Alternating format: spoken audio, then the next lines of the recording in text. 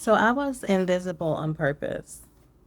As a kid, I made myself invisible because I didn't want to get caught up in the repercussions that my siblings were experiencing.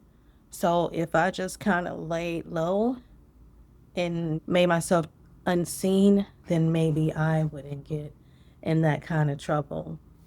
The only thing is when we create these things to protect us or to hide or recreate egregores, things to protect us, they stay with us throughout our life until we come back and face it.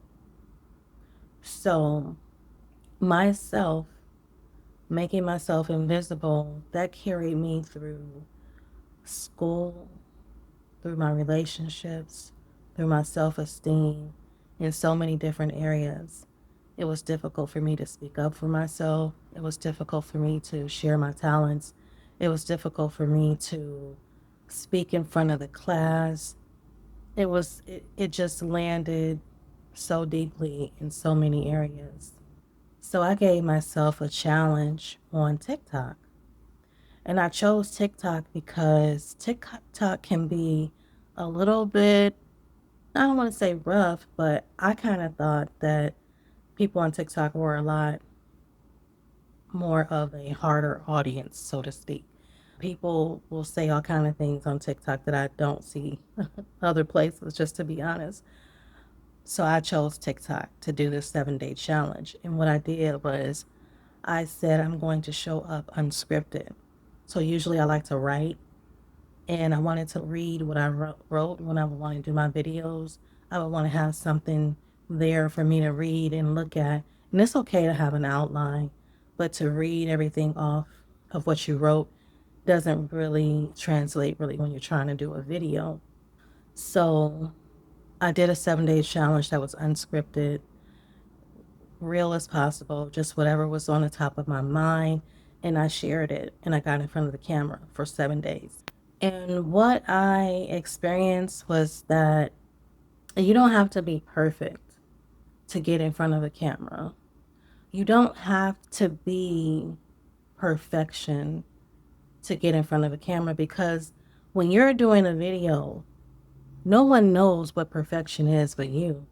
It's the standard that you've put on yourself. It's the thing that blocks you because when a person sees your video, they don't know that you skipped a word. They don't know what your original concept was from start to finish. They just see you speaking and talking, and it is what it's supposed to be. So we use perfection sometimes as a procrastination method, as a way to not really get out what it is that we want to get out. But being authentic and unscripted makes you, being unscripted makes you authentic, makes you real. And then there's the fear part, the part where it's like, oh, I'm going to get on this camera. Well, how will I be perceived? Number one, whenever you face a fear and walk through it, you immediately transmute it. It's no longer a fear because you've conquered it.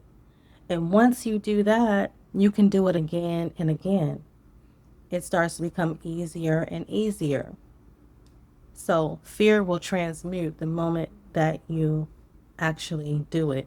Not think about it, not imagine, not see yourself, but when you actually walk through it. And then the next thing is that people's perception of you is really not any of your business. What's most important is your own self concept, what you think about yourself, because people are always going to have opinions and they are more attracted to you, your energy, and the way that you feel about yourself. And that does translate. So you have to be strong in your own thoughts and what you're saying and what you're conveying. And that will reach the other person that is viewing what you're saying. So as long as you're real, as long as you are sincere about what you're talking about, there shouldn't be anything else that bothers you. It's all about you in the end, and another person's opinion, comments does not matter.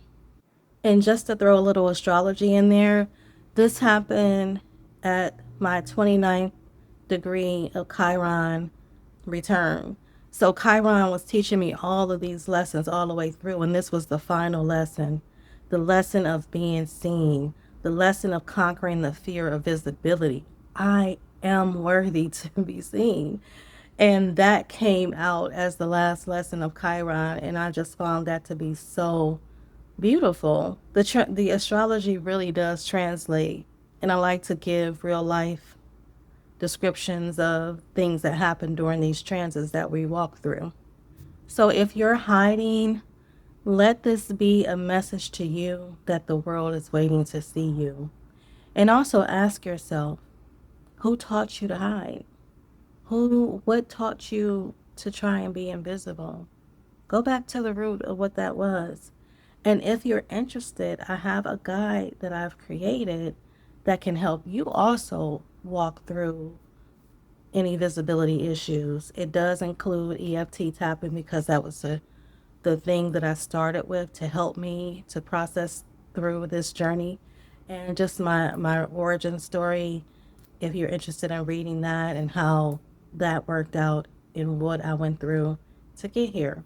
So if you want to get a guide on that, it's going to be in my online store.